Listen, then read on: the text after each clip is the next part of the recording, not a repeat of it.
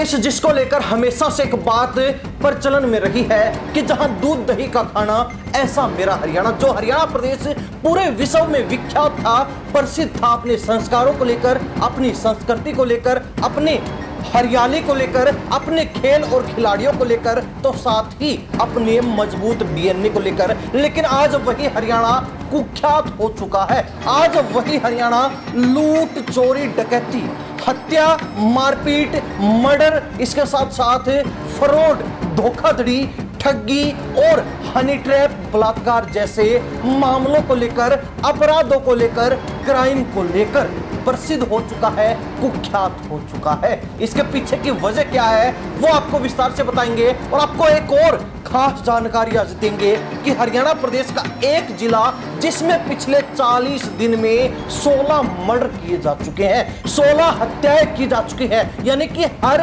2.5 दिन के बाद, हर 2 दिन के बाद जो है एक हत्या हरियाणा प्रदेश के इस जिले में हो रही है। लेकिन पुलिस, जिसका काम शांति बनाए रखना, जिसका काम अपराधियों को पकड़कर अपराध खत्म करना, जिसका काम कानून के माध्यम से अपराधियों को सजा देना, लेकिन इन सब में जीरो नजर आ रही है। पुलिस की भूमिका नदारद नजर आ रही है। पुलिस कहीं भी उम्मीदों पर खरी नहीं उतर पा रही है। नमस्कार, स्वागत आपका हरियाणा न्यूज 24 पर। मैं हूं प्रिंस लांबा और आप देख रहे हैं हमारा खास कार्यक्रम क्राइम फाइल, जिसमें हम आपको क्राइम से संबंधित कई स्टोरियां अक्सर बताते हैं। लेकिन आज कोई स्टोरी नहीं बल्कि असलियत और हकीकत आपको बताने वाले, क्योंकि हरियाणा प्रदेश का एक ऐसा जिला है जींद, जहां पर पिछले 40 दिन में 16 हत्याएं यानी कि मर्डर हो चुके हैं। लेकिन पुलिस इसके बावजूद भी अपराध पर लगाम लगाने में नाकाम नजर आ रही है। वही हरियाणा पुलिस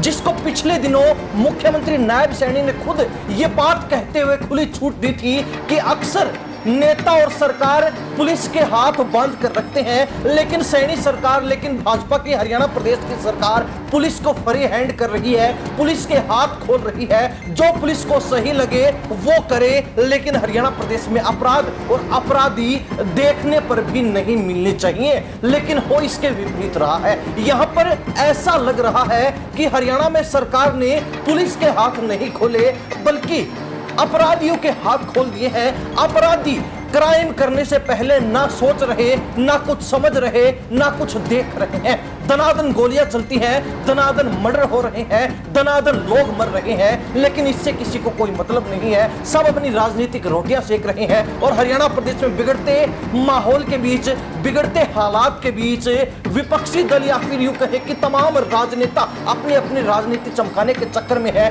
इसको एक राजनीतिक रंग देकर राजनीतिक मुद्दा बना रहे हैं। लेकिन विपक्ष की एक बात जो हम भी दोहराना चाहेंगे कि हरियाणा प्रदेश में इन दिनों बीजेपी राज नहीं नजर आ रहा बल्कि गुंडा राज देखने को मिल रहा है। हरियाणा प्रदेश में चारों तरफ आपराधिक गतिविधियां चल रही हैं, चारों तरफ अपराध फैला हुआ है। अपराधियों के जो अपराध है वो चरम पर हैं, लेकिन कोई कुछ नहीं कर पा रहा है। पुलिस भी हाथ पर हाथ धरे बैठी है, पुलिस भी कुछ नहीं कर पा रही है। पुलिस अपराधियों को रोक नहीं पा रही है, पुलिस अपराधियों को पकड़ नहीं पा रही है, पुलिस अपराध पर रोक नहीं लगा पा रही, पुलिस अपराध पर लगाम नहीं लगा पा रही। तो आखिर पुलिस कर क्या रही है, यह भी एक बड़ा सवाल है।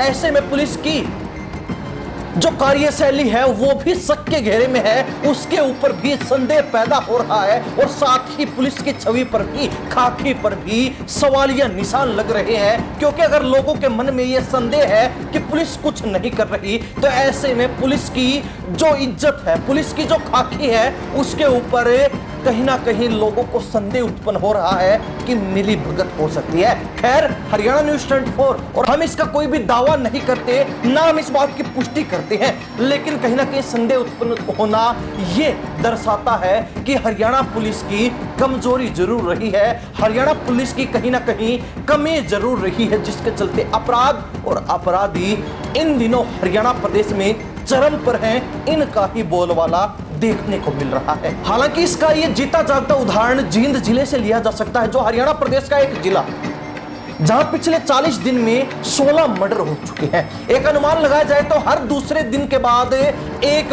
मर्डर जींद जिले में हो रहा है, लेकिन पुलिस फिर भी अब तक इन मर्डर जैसी घटनाओं पर लगाम नहीं लगा पाई है, रोकथाम नहीं कर पाई है। हालांकि आपको बता दें कि पिछले दिनों एक और बड़ा मामला देखने को मिला था कि हरियाणा प्रदेश में जो शराब के ठेके हैं वो बिक नहीं रहे हैं, उनकी बोली नहीं लग रही है। सरकार जो है बोली जरूर लगाती है, लेकिन उसमें ठेकेदार शामिल नहीं हो रहे, ठेकेदार बोली लगाने के लिए नहीं पहुंच रहे, क्योंकि वो भय के साए में थे, डर के माहौल में थे कि कहीं कोई गैंगस्टर उनको शूट आउट करवा के ना मरवा दे, उनका कहीं मर्डर ना करवा दे, क्योंकि उनको सरेआम खुलेआम धमकियां मिल रही थी कि अगर बोली में शामिल हुए, अगर ठेके की बोली लगाई तो अगली बोली लगाने के लायक नहीं छोड़ेंगे। और यही बड़ी वजह है, इन्हीं अपराधियों के चलते, इन्हीं आपराधिक घटनाओं के चलते सरकार को पिछले दिनों 3000 करोड़ रुपए का चूना लग रहा था, क्योंकि ठेके नहीं बिक पाए थे, ठेकों की बोली नहीं लग पाई थी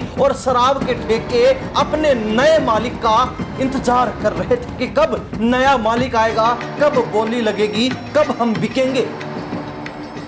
हालांकि खुद डीजीपी जो हरियाणा पुलिस के हैं उनको फिर मैदान में उतरना पड़ा, ग्राउंड पर आना पड़ा और तमाम शराब ठेकेदारों को यह भरोसा दिलाना पड़ा कि पुलिस आपके साथ है, पुलिस आपकी सुरक्षा करेगी, आप बोली लगाइए, आप ठेका खरीदिए, आप ठेका चलाइए। जिसके बाद कुछ हद तक ठेके बिक पाए और कहीं ना कहीं ये जो माहौल भय का बना हुआ था उसमें कुछ गिरावट आई, भय के माहौल को जो है दूर करने का काम किया गया। लेकिन अब एक बार फिर हरियाणा प्रदेश के अंदर आपराधिक गतिविधियों का बोलबाला है।